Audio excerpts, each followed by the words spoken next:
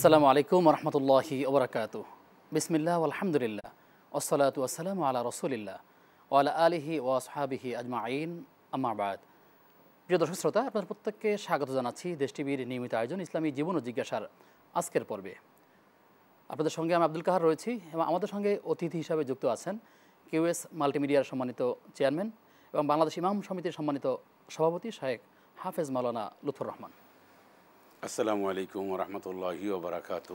ওয়ালাইকুম আসসালাম রহমতুল্লাহি ওবরাকাতু। শাহ, কেমন আছেন আপনি? আলহামদুলিল্লাহ রাব্বিল আলামিন, ভালো আছি। আপনি কেমন আছেন? আলহামদুলিল্লাহ, আল্লাহ রাব্বুল আলামিন ভালো রেখেছেন। আহলান সাহলান মারহাবা, বারাকাল্লাহু ফিকুম। প্রিয় দর্শক, আমরা এক একটা দিনে এক একটি বিষয় নিয়ে আলোচনা করে থাকি, সেই সাথে আপনাদের বিভিন্ন প্রশ্ন উত্তর জানার চেষ্টা করি। আজ আমরা আলোচনা করতে চাই নারী ও পুরুষদের নিষিদ্ধ জীবন।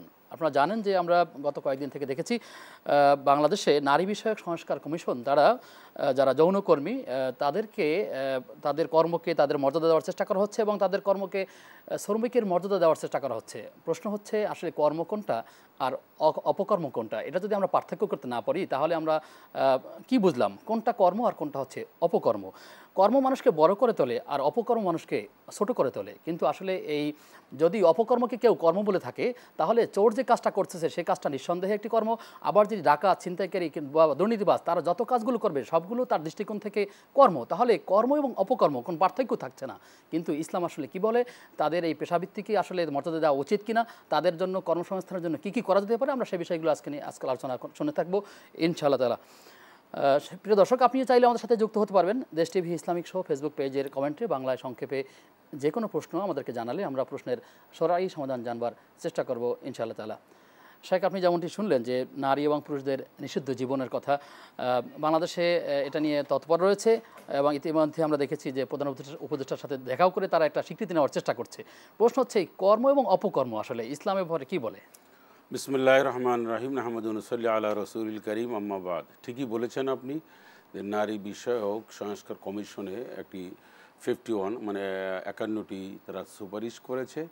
এই সুপারিশের মধ্যে যে সমস্ত সুপারিশনামা তারা দিয়েছেন এর মধ্যে একেবারে জঘন্যতম এবং ইসলাম বিদ্বেষী এবং দেশের পরিবেশ পরিস্থিতি এবং সুন্দর একটি পরিবেশ একটা অনুকূলে নয় এমন কিছু তারা সুপারিশ করেছে। একজন মানুষ সে অপকর্ম করবে আর সেই অপকর্মের মানে ইসলাম বিদ্বেষী, কোরআন সুন্নাহ বিরোধী একটি কাজ করবে আর সেটার স্বীকৃতি রাষ্ট্র দেবে বা কোনো কমিশন, সংস্কার কমিশন দেবে, এটা ঠিক নয়। যে সমস্ত যৌনকর্মীদের কথা বলা হয়েছে আপনি জানেন যে সে সমস্ত যৌনকর্মী এটা একটা নাজায়েজি কাজ, এটা একটি ইসলাম বিদ্বেষী এবং যে দেশে যৌনকর্মীদের স্বীকৃতি দেওয়া হয় সেই দেশে ভূমিকম্প এবং দুর্ভিক্ষ এবং নানান ধরনের বিপদ বালা মুসিবত সেই দেশটির উপর আসে। এটা একদম কোরআন এবং সুন্নাহর কথা এবং আমরা গোটা বিশ্বজুড়ে ঠিক তাই দেখছি। আমাদের দেশে যদি এই সমস্ত যৌনকর্মীদেরকে তারা প্রোভাইড করতে চায় বা তাদের সংস্কার করতে চায় বা তাদেরকে যদি কোনো একটা কাজে খাটাতে চায়, সেজন্য সর্বপ্রথম হচ্ছে যে তাদের এই কাজটাকে নিষিদ্ধ ঘোষণা করতে হবে। তারা এই কাজটাকে আল্লাহ তাআলা নিষিদ্ধ করেছেন, তারা সেটাকে বৈধ দেওয়ার চেষ্টা করছে। সেকেন্ড হচ্ছে তারা এটা টাকার জন্য করছে, তো টাকা গভর্নমেন্ট বলবে বা কমিশন বলবে যে ঠিক আছে তোমরা এই নাজায়েজি কাজ, এই সমস্ত হারাম কাজ বাদ দিয়ে তোমাদেরকে আমরা বিভিন্ন জায়গায় সংস্থা বা বিভিন্ন তোমাদের কর্মসংস্থানের ব্যবস্থা করে দিই। কর্মসংস্থানের ব্যবস্থা করতে তারা যদি এই কাজ থেকে বিরত থাকে তাহলে তারা যদি টাকা পয়সার অভাবই হয় তাহলে সেক্ষেত্রে নানান জায়গায় তাদের কর্মসংস্থানের ব্যবস্থা করতে পারে। কিন্তু এইটা একটা স্বীকৃতি দেওয়া এবং এইটা ছড়াইয়ে দেওয়া বিভিন্ন সমাজের বিভিন্ন জায়গায়, এটা আরেকটা হচ্ছে এটা একটি ঘৃণিত কাজ। আর আরেকটা হচ্ছে যে নারী এবং পুরুষদের যে মানে সমান সম্পদ বন্টননামা, যেটা কোরআনুল কারীম যেভাবে দিয়েছে এটাই হচ্ছে যথার্থ, সত্য, কল্যাণকর এবং এটাই হচ্ছে বৈধ। এর বাইরে কেউ যদি চিন্তা করে নারী এবং পুরুষদের মিরাজ বা সম্পত্তির অধিকারী তারা সমান হবে, তাহলে সমান হলে নারীকে প্রতিষ্ঠিত করতে যদি চায় সরকার বৃদ্ধ মানুষের জন্য বয়স্ক ভাতা আছে, তারপর উপবৃত্তি ব্যবস্থা, শিক্ষার্থীদের জন্য প্রজেক্ট রয়েছে, এদেরকে প্রয়োজনে আলাদাভাবে একটা ব্যবস্থা করা হোক, কর্মসংস্থান ব্যবস্থা হোক। এটা আমরা পক্ষে, এটা আমরা পক্ষে এবং আমরা চাচ্ছি যে এই সমস্ত কর্মসংস্থানের পক্ষে, হ্যাঁ তাদের কর্মসংস্থান এবং তাদেরকে উন্নতি, অগ্রগতি বা বৈধভাবে এবং তাদের যে অভাব-অনটন রয়েছে এই সমস্ত বাজে পেশার থেকে মুক্ত করার জন্য যে কোনো প্রজেক্ট তারা হাতে নিতে পারে এবং সেখানে রাষ্ট্রীয়ভাবে হোক যেভাবে তাদেরকে সহযোগিতা করে এই অসামাজিক কার্যক্রম, অনিসলামিক কার্যক্রম থেকে তাদেরকে বিরত রাখার জন্য যে কোনো পরিকল্পনা নিতে পারে, এটা আমরা স্বাগত জানাই। বাট এখন যেটা নিয়েছে এটা একটা অন্তত দুঃসাহসিকতার পরিচয় দিয়েছে। 56,000 বর্গমাইলের এই সেই নারী মুসলমানদের কমিশন দেশে 15টি বিষয়ের 433টি সুপারিশ করেছে। এর মধ্যে প্রথম সুপারিশটা ছিল এমন যে আসলে তাদেরকে বৈধতা দেওয়ার ব্যাপারে। না, এই যে তাদেরকে বৈধতার ব্যাপারে আমি এটা চরম ক্ষোভ জানাই এবং হতাশাগ্রস্ত। এই কমিশনে কারা রয়েছে? এই দেশের রক্ত দিচ্ছি আমরা, ইসলামপন্থীরা, ডানপন্থীরা, আপামর জনসাধারণ যারা আমাদের যারা ইসলামকে ভালোবাসে তারা রক্ত দিচ্ছে, তারা দেশের স্বাধীনতা সার্বভৌমত্ব রক্ষার জন্য অতন্দ্র প্রহরী হিসাবে তারা কাজ করছে এবং দেশের ক্রাইসিস মুভমেন্টে তারা সবসময় যেন ফ্রন্ট লাইনে থাকে, সম্মুখ যুদ্ধে থাকে। অথচ আমরা দেখি যে ফল খায় আর একজনে। আমরা সব কিছু রাষ্ট্রীয়ভাবে গুছিয়ে দিই, কিন্তু এই সমস্ত কমিশন যখন গঠন হয়, শিক্ষা কমিশন থেকে শুরু করে যাবতীয় কমিশন যখন গঠন হয়, তখন আমরা দেখি লেফটিস্টদেরকে, বামপন্থীদেরকে সেখানে তার স্থান দেওয়া হয় এবং তারা এটা দেয়। এটা আমরা তীব্র প্রতিবাদ জানাচ্ছি, তীব্র নিন্দা করছি এবং ইমাম সমিতির পক্ষ থেকে এটাকে আমরা অনতিবিলম্বে এর প্রত্যাহার করতে হবে, এটা বাতিল ঘোষণা করতে হবে এবং এই জাতীয় আর একটা কমিশন আপনি তো ইমাম সমিতির দায়িত্বে আছেন, সভাপতির দায়িত্বে আছেন, আপনার এখান থেকে কি ভূমিকা থাকতে পারে আগামী দিনগুলোতে যদি এমন কোরআনের আইনের বিরোধী যদি কোনো গঠন করা হয়? মাফিক এটা বন্ধ করার জন্য, এই আইন চালু না হওয়ার জন্য, এই সুপারিশ, এই কমিশন যে সুপারিশ দিয়েছে যে সমস্ত ইসলাম বিদ্বেষী, সেগুলি বন্ধ করার জন্য যা যা করা দরকার বাংলাদেশের ইমাম সমিতি তা করবে। এই দেশের সমস্ত মানুষদেরকে নিয়ে, সব শ্রেণীর মানুষ এবং সকল পেশাজীবীদেরকে সাথে নিয়ে এই কাজগুলি আমরা করব বদ্ধপরিকর। এবং আমরা পরিষ্কার করে বলতে চাই, এটা কোনোভাবে আমরা মেনে নেব অনতিবিলম্বে। কোনো ধরনের কোনো উত্তপ্ত পরিবেশ হওয়ার আগেই এই কমিশনের যে সমস্ত সুপারিশ রয়েছে তা ইসলাম বিদ্বেষী, তা প্রত্যাহার করে নেওয়া উচিত, না হোক এবং এটা জরুরিভাবে এটা বাতিল বলে ঘোষণা করা হোক। এটা আমরা সরকারের কাছে জোর আবেদন জানাচ্ছি। জি, ইসলাম নারীদেরকে তো বেশি মর্যাদা দিয়েছে, যে এই জাহিলিয়াতের যুগে নারীদের কোনো মর্যাদা ছিল না, তাদেরকে জ্যান্ত কবর দেওয়া হতো, অথচ সেখান থেকে তুলে নিয়ে এসে ইসলাম তাকে মর্যাদা দিয়েছে। আর সেই নারীদেরকে এখন এমন একটা পেশার দিকে ঢেলে দেওয়া হচ্ছে যেটি তার আত্মসম্মানে লাগে, এটি তার ইসলামের সাথে সাংঘর্ষিক নানা বিষয় রয়েছে এখানে। এই পৃথিবীতে কোনো ধর্ম, ইসলাম ছাড়া কোনো ধর্ম ইসলাম নারীদেরকে মর্যাদা দেওয়া হয়নি। একমাত্র ইসলাম নারীদেরকে সম্মান, মর্যাদা, অধিকার এবং সব সুনিশ্চিত করেছে, গ্যারান্টি দিয়েছে। এবং নারীদেরকে ইসলাম এই পৃথিবী যতদিন থাকবে ততদিন পর্যন্ত নারীরা তাদের সিংহের আসনে, তার রানীর আসনে তারা থাকবে, তারা রানীর আসনে আসনিত হবে এবং নারীদের সকল ধরনের মর্যাদা, তাদের সম্মান, ইজ্জত, নিরাপত্তা, তাদের আব্রু সব কিছুর গ্যারান্টি ইসলাম দিচ্ছে। আর শুধু ইসলামই নয়, মানে এই গণিকা বৃত্তি বা যৌন বৃত্তি এটা তো আসলে অন্য ধর্ম নিষেধ করা হয়েছে, সকল ধর্মের নিষিদ্ধ, সকল ধর্মে। এইটা বৈধতা দেওয়ার মতন মন মানসিকতার লোক এখনও আমরা স্পষ্ট দেখতে পাই। এটা আমাদের দেশে একটা লজ্জাজনক বিষয় যে তাদেরকে আমরা কিভাবে বৈধতা দিই। একটা যৌনকর্মীকে কিভাবে বৈধতা দিতে পারে একজন মুসলমান এবং অমুসলিম দিতে পারে না। কোনো ধর্মের, পৃথিবীর কোনো ধর্মে এই যৌনকর্মী, যৌন কাজ, এটাকে বৈধতা কোনো ধর্মে দেওয়া হয়নি।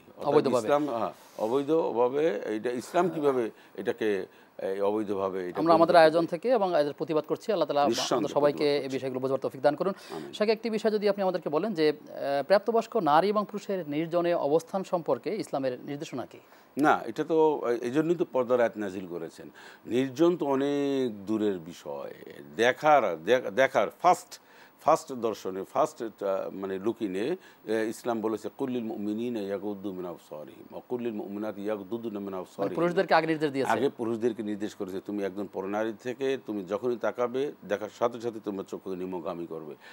সেকেন্ড হচ্ছে একজন নারীকেও বলা হয়েছে, তুমি এখন পরপুরুষকে যখন দেখবে তখন তো তোমার চক্ষুকে তুমি হেফাজত, কন্ট্রোলে নেবে। তার এরপরে তো অনেক বিষয়, এবং জেনার কাছেও যেতে না করছে, ওয়ালা তাকরাবুজ জিনা ইন্নাহু কানা ফাহিশা ওয়াজারু যাহিরাল ইসমি ওয়াল বাতিন। বলা হয়েছে প্রকাশ্য অপ্রকাশ্যে এবং জেনা ব্যভিচার সংগঠিত হতে পারে এমন আশঙ্কাজনক কোনো পথে তোমরা নিকটবর্তীও হবে না। এই পথে হাঁটা তো দূরের কথা, সেখানে নির্জন তো অনেক বিষয়, অনেক স্টেপ পার হয়ে নির্জন আসে। এই একদম ফার্স্ট স্টেপই এটাকে ইসলাম প্রতিরোধ করেছে, দেয়াল গেঁথেছে, সীসাডালা প্রাচীর দিয়েছে যে এই জাতীয় কোনো অকারণ ঘটার আগেই তোমরা সবাই সাবধান হয়ে যাবে, দুইজন দুমুখী হয়ে যাবে, দুই রাস্তায় হাঁটবে। জি, আল্লাহ তাআলা আমাদেরকে সেভাবেই একটি সমাজ গড়বার তৌফিক দান করুন। সেটা একটি বিষয় আমরা আজকের নিউজে দেখেছি যে সেটি হচ্ছে রাষ্ট্রপতির কতজন মানুষকে গত 33 বছরে মৃত্যুদণ্ড মওকুফ করেছেন, সেটির একটি তালিকা চাওয়া হয়েছে, এটার একটা রুল জারি করা হয়েছে। প্রশ্ন হচ্ছে আসলে যে এই যে রাষ্ট্রপতি যে মানুষকে তার মৃত্যু থেকে ক্ষমা করা বা না করার বিষয়, ইখতিয়ার এটা দেওয়া, এটা কি আসলে ইসলামের সাথে যায় বা এটা কি? এটা হচ্ছে, আমি আপনাকে বলি, এটা হচ্ছে রাষ্ট্রীয় একটি পলিসি। সেকেন্ড হচ্ছে রাষ্ট্র, এটা দরকার হতো না যদি দেশের বিচার ব্যবস্থা ইনসাফ ভিত্তিক হতো। এখানে তদন্তকারী কর্মকর্তা থেকে শুরু করে টোটাল বিষয়ে স্বচ্ছ ট্রান্সপারেন্সি থাকতো, যদি সেটা ইনসাফ ভিত্তিক হতো তাহলে যা হয়তো তাই হবে। কিন্তু আমাদের দেশের ঘটনা হচ্ছে রাজনৈতিক প্রভাবে বিচারগুলি হয়। একজন সাক্ষী দেখেছেন 3 মাইল 4 মাইল দূর থেকে যে আমি ওনাকে দেখেছি যে গুলি করে মেরেছে, আবার একজন দেখেছে 5 মাইল দূরে। একজন শিশু 8 বছরের একটা শিশু, যে শিশুর দেশীয় এবং ইসলামী কোনো আইনে তার সাক্ষী গ্রহণযোগ্য না, আদালতে হোক বা যেভাবেই হোক। এই শিশু যখন সাক্ষী দেয় যে আমি 2 মাইল দূর থেকে দেখছি এই লোকটা একটা মানুষকে গুলি করে মেরেছে, 1 মাইল দূর থেকে দেখছি, আর সেটার উপরে ভিত্তি করে যখন আদালত রায় দেয় মৃত্যুদণ্ডের, তখন রাষ্ট্রপতি মওকুফের বিষয়টা তো অনেক পরে আসে। এই জন্য আগে আমাদের বিচারকদের কে এই স্বচ্ছতা এবং আল্লাহর ভয় এবং একজন বিচারকের যে কি দায়িত্ব, একজন বিচারক কিয়ামতের দিনে আল্লাহর আরশে আজিমের নিচে থাকবে, ছায়াতলে থাকবে, এই মর্ম উপলব্ধি না করা পর্যন্ত এরকম প্রহসনের বিচার আমাদের যে চলতেই থাকবে। আর এই জাতীয় 7 শ্রেণীর মধ্যে প্রথমেই আছে ন্যায় বিচারক, শাসক। হ্যাঁ, সেটাই না, বিচারকরা তো বোঝে না, বুঝলে তো আমরা দেখতে পাই না। আমরা সাধারণ মানুষ, আমরা যারা বিচার কার্যক্রম অনেকটা বুঝি না, আমরাও দেখি যে আদালতে কিভাবে মানুষগুলো হত্যা করেছে, মানে জুডিশিয়াল কিলিং কিভাবে হচ্ছে, কিভাবে রায় হচ্ছে, এগুলো তো আমাদের চোখের সামনে দেখা। অতএব কেউ যদি আমাদেরকে ভূগোল বোঝাতে আসে, কেউ যদি আমাদেরকে একটা কিছু বোঝাতে আসে, আমরা বুঝবো না তো। আমরা তো মানে এ ব্যাপারে খুব প্রত্যক্ষ করেছি, সচক্ষে দেখেছি যে কিভাবে একজন নির্দোষ মানুষকে কিভাবে আদালতে তাকে দোষী সাব্যস্ত করে তাকে হত্যা করে, এটা তো আমরা নিজেরা দেখেছি। সুতরাং আমাদেরকে, আমরা এটা দেখেছি, আমাদের জেনারেশনও দেখেছি। অর্থাৎ বিচার বিভাগ যদি সত্যিকার অর্থে অন্যায়টা যেই করুক আমরা সেটার অন্যায় প্রতিবাদ করছি। আল্লাহ তাআলা আমাদেরকে ন্যায়ের সাথে চলবার তৌফিক দান করুন। আমরা একটি বিষয় দেখি যে রাস্তার পাশে অনেক সময় মানুষেরা ময়লা ফেলে রাখে, বাড়ির সামনে রাস্তার পাশে দুর্গন্ধযুক্ত জিনিস ফেলে রাখে। এটি আবার মসজিদে গিয়ে খুব সে পাক পবিত্রতা, সে আতর বিতরণ করে। প্রশ্ন হচ্ছে যে আসলে এই যে রাস্তায় নোংরা করা, আবার বিপরীত দিকে সে ভালো কাজে উৎসাহিত আর অন্য একজনকে, এটা এই যে রাস্তা যে ময়লা করলো, নোংরা করলো, এটা কেমন গুনাহ হচ্ছে, কি ধরনের পাপ হচ্ছে? আত-তাহুরু শাতরুল ঈমান, পরিষ্কার পরিচ্ছন্নতা ঈমানের অঙ্গ বলা হয়। আপনার পরিষ্কার পরিচ্ছন্নতার অনেক সংজ্ঞা থাকলেও এও একটি সংজ্ঞা যে আপনি আপনার রাস্তাঘাট, আপনি অনেক সময় বিল্ডিংয়ের উপর থেকে ময়লা ফেলে, ময়লা আবর্জনা বর্জ্য ফেলে দেয় বা যেখানে সেখানে, এটা একটা অন্যায়, এটা একটা গুনাহের কাজ। নট অনলি অন্যায়, এটা একটি বড় ইসলামের দৃষ্টিতে গুনাহের কাজ। আপনি পথে হেঁটে যাচ্ছেন, কলার ছোলাটা ফেলে দিলেন, তারপরে এই জন্য ঢাকা শহরের কোরবানির সময় তো আরো বেশি বেশি হয়। সেজন্য আপনি সব ধরনের পরিষ্কার পরিচ্ছন্ন রাস্তাঘাট, আপনার বাড়িঘর, আঙ্গিকে সব যেন পরিষ্কার পরিচ্ছন্ন থাকে, এই ব্যাপারে আপনার একটা রুচিরও ব্যাপার রয়েছে।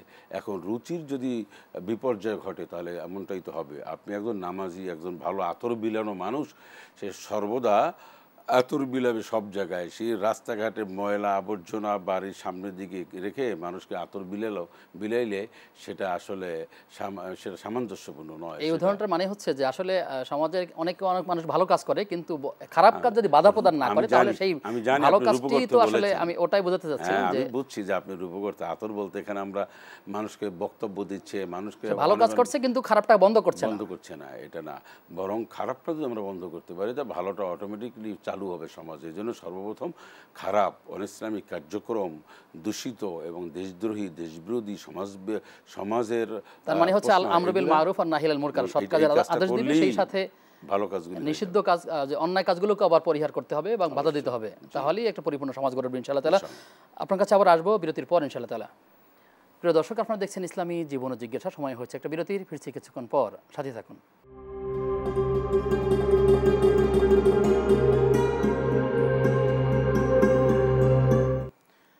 বিরতির পরে সবাইকে আবারও আমন্ত্রণ জানাচ্ছি দেশ টিভির নিয়মিত আয়োজন ইসলামী জীবন ও জিজ্ঞাসার আজকের পর্বে। আপনাদের সঙ্গে আমি আব্দুল কাহার রয়েছি। আমাদের সঙ্গে অতিথি হিসাবে যুক্ত আছেন শেখ হাফেজ মাওলানা লুৎফর রহমান। মোহতারাম, আপনাকে আবারও স্বাগত জানাচ্ছি। একটি বিষয় জানবার ছিল যে যারা আল্লাহ তাআলার ঘর ভেঙে দেয়, মসজিদ পুড়িয়ে ফেলে, ইসলামী শরীয়তে তাদের বিধান কি, তাদের ব্যাপারে কি নিষেধাজ্ঞা রয়েছে? এইটা তো ফার্স্ট হলো মুসলমানদের কাজ হতে পারে না। পৃথিবীতে কোথাও কোনো মুসলমান আল্লাহর ঘর জ্বালিয়ে দিয়েছেন, পুড়িয়ে দিয়েছেন, এরকম ধরনের কোনো দৃষ্টান্ত নাই। এবং ভেঙে দেওয়াটা অনেক সময় মতবিরোধের কারণে অনেক সময় মসজিদ ভেঙে ফেলার দৃষ্টান্ত আমরা দেখি বাংলাদেশে। সেটি আসলে কোনোভাবে কি কাম্য? না, মসজিদ একবার হয়ে গেলে সেটা ভাঙার কোনো সুযোগ নেই, এটা উচিত না। যেখানে আপনার কি বলে, এটাকে মসজিদ হয়ে গেছে, নামাজ কালাম হচ্ছে, সেখানে সেটা যেভাবে মিউচুয়াল করে চলাটাই কোনো জায়গা জমি বা কোনো রেশারেশি যদি থাকে কাছাকাছি মসজিদ, তারপর সেই মসজিদটা ভাঙ্গার কোনো সুযোগ আসলে নাই। একটা আহলে হাদিস মসজিদ, একটা হানাফি মসজিদ কিংবা একটা দলীয়, এভাবে আসলে তো নামকরণ করা কিংবা একটা হলি যে মতের বিরোধী গেলে তাকে ভেঙে ফেলা, না, ভেঙে ফেলার কোনো সুযোগ নেই। তবে ভাঙ্গার আগে বোঝা উচিত এই মর্মে যে আমরা কেন আহলে হাদিস, হানাফি, শাফি নামে মসজিদগুলি রাখবো, বা এই মসজিদ আল্লাহর ঘর নামাজ পড়বে, নামাজ নিয়ে কোনো বিরোধ নাই, মতানৈক্য নাই। আছে যে সমস্ত বিষয় নিয়ে নামাজ আদায় করার ক্ষেত্রে সেটা যার যেরকম খুশি, সুন্নাহ বা নফল পর্যায়ে কিছু ভিন্ন মত থাকতে পারে বা আমিন জোরে বলবে, আসতে বলবে, নো সমস্যা। দুইটা হাদিস আছে, হাত ছেড়ে দেবে, হাত বুকে বাঁধবে, নাভির উপরে, সবটাগুলি জায়েজ আছে। এইগুলি নিয়ে যারা বাড়াবাড়ি করে, এইগুলি নিয়ে যারা রেশারেশি করে, মূলত তাদের স্টাডি নেই এবং তাদের কোরআন এবং সুন্নাহর সহি নলেজ তাদের না থাকার কারণে আমরা আজকের এরকম বিভক্তি হয়ে পড়েছি সমাজে। এটা ঠিক না। জি, শুকরিয়া আপনাকে। প্রশ্ন হচ্ছে যে আমরা বিভিন্ন জায়গাতে দেখি রাস্তায় বা ফুটপাতে একদল লোক মানে যারা ক্ষুদ্র ব্যবসায়ী তাদের থেকে চাঁদা দাবি করছে, বা কেউ কেউ গাড়ি পার্কিং করলে তার থেকে চাঁদা নেওয়া হচ্ছে। তো এই চাঁদা তোলা বা চাঁদা নেওয়া, এক্ষেত্রে ইসলামী শরিয়ার কি নিয়ম রয়েছে, যে আসলে কি করা উচিত? চাঁদা নেওয়া, তারপরে ছিনতাই করা, ডাকাতি করা, চুরি করা খুব কাছাকাছি অপরাধ, মানে গুরুতর অপরাধ, তবে কাছাকাছি। একজন মানুষ চুরি করা আর চাঁদাবাজি করা, ডাকাতি করা আর চাঁদাবাজি করার মধ্যে কোনো পার্থক্য নেই। ডাকাতি করে নেয় রিভলভার দেখাইয়া, সবগুলোই হারামের অন্তর্ভুক্ত। সব হারাম অন্তর্ভুক্ত। সেকেন্ড ইস্যু হচ্ছে এই চাঁদাবাজি যারা করে, বিশ্বাস করুন, তারা যদি পানের দোকান দিয়ে খায়, মানে তারপরে এই রাস্তায় যদি একটা ছোট ঝুড়িতে করে ফল বিক্রি করে, মনে করেন, বা একটা ভ্যানে করে কিছু তরকারি বিক্রি করে, তাতেও চাঁদা দাবি করা হচ্ছে। না, এর চেয়ে ওইটা উত্তম। চাঁদা তুলে না খেয়ে, মানে মানুষ যদি তারপর ভিক্ষা করেও যদি খায়, সেই ভিক্ষাটা হলো উত্তম। ভিক্ষাকে তো শরীয়তে নিকৃষ্ট হালাল বলা হয়েছে, হালাল বলা হয়েছে। সুতরাং কোনো ভালো মায়ের সন্তান যারা, বংশীয় যারা, তারা চাঁদাবাজি করতে পারে না। তো এই ক্ষেত্রে আমরা একটা চাঁদাবাজ মুক্ত সমাজ গঠনের লক্ষ্যে আমরা এগিয়ে যেতে চাই। জাতিকে ঐক্যবদ্ধ হতে হবে, জাতিকে বুঝতে হবে। সমস্ত মানুষ যখন ঐক্যবদ্ধ হবে, বুঝবে যে চাঁদা হচ্ছে একটা যন্ত্রণা, চাঁদা হচ্ছে মানুষের একটা এক ধরনের জুলুম, নির্যাতন, নিপীড়ন। মানুষ অন্যের সম্পদকে অন্যায়ভাবে ভক্ষণ করা। এই চাঁদাবাজ থেকে আমাদের সমাজে মুক্ত থাকতে হবে। আর যারা চাঁদা দাবি করে, চাঁদাবাজি করে, আমি তাদেরকে বলবো যে বাবা, তোমরা হকারগিরি করো, তোমরা রাস্তাঘাটে এই বিভিন্ন ফল এটি বন্ধ করতে হলে আসলে ঝালমুড়ি বিক্রি করো, তো চাঁদা তুলো না। প্রত্যেকের জায়গা থেকে সম্মিলিতভাবে কাজ করতে হবে, তাহলে এটি হয়তো দমন করা সম্ভব। আশা করা যায় আল্লাহ তাআলা আমাদেরকে সেভাবেই একটি সমাজ উপহার দিবেন ইনশাআল্লাহ তাআলা। শায়েখ প্রশ্ন করেছেন রাজশাহী থেকে উম্মে ফাহিমা। তিনি জানতে চাচ্ছেন যে অনেকেই বাড়িতে গৃহস্থকালীর কাজ করবার সময়, থালা বাসন ধোয়ার সময় বা মাজার সময় মোবাইলে বা ডিভাইসে কোরআন তেলাওয়াত শুনতে থাকেন। এভাবে শুনলে কি তার কোনো সওয়াব হবে কিনা, বা কি পরিমাণ? কোরআনুল কারীম ডিভাইসে হোক আর যেভাবেই হোক, তেলাওয়াত যখন হয় আর শ্রোতা যদি শোনেন, তাহলে আর কোনো সমস্যা নাই। সমস্যাটা একটা জায়গায়, কোত্থেকে আওয়াজ আসলো কোরআনের, ডিভাইসে আসুক বা বিভিন্নভাবে কোরআনের আওয়াজটা আসছে, সেক্ষেত্রে উনি শ্রবণ করবেন। কারণ ওয়াইজা ক্বুরিআল কুরআন ফাসতামিউ লাহু ওয়া আনসিতু লাআল্লাকুম তুরহামুন।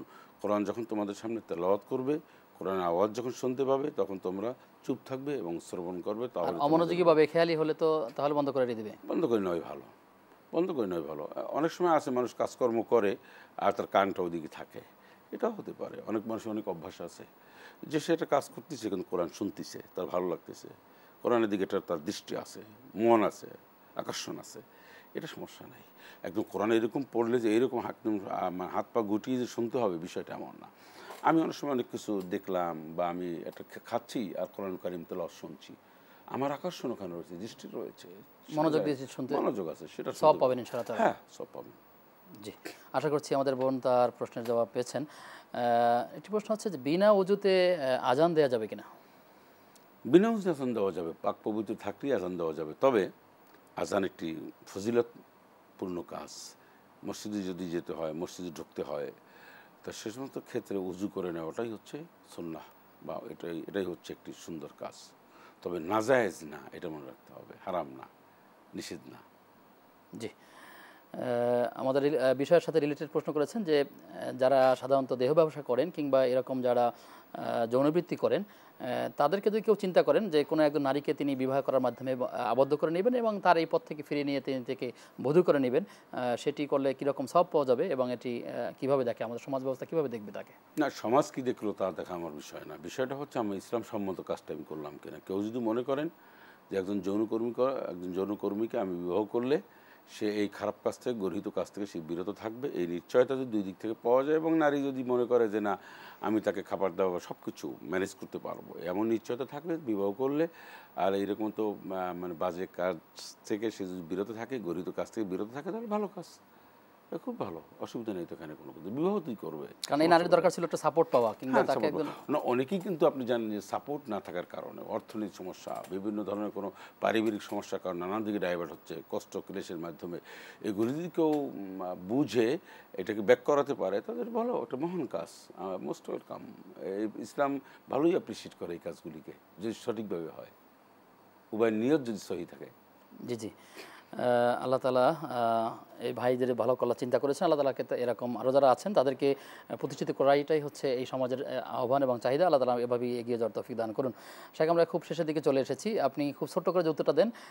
লন্ডন থেকে আরাফাত তিনি প্রশ্ন করেছেন যে বেহেশতি জিয়র নামক বইয়ের মধ্যে লিখেছেন আশরাফ আলী থানভী রহমতুল্লাহ আলাই যে কোনো মহিলার স্বামী যদি নিখোঁজ হয়ে যায় তাহলে 90 বছর পর্যন্ত তার অপেক্ষা করতে হবে এবং এরপরে তিনি অন্যত্র বিবাহ করতে পারবেন।